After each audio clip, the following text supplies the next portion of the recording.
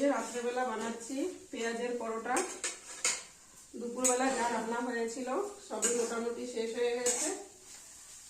আর এখন এই যে ফুলকপি আলু ভাজা করছি রাত্রেবেলা, আর এখানে করছি পেঁয়াজের পরোটা।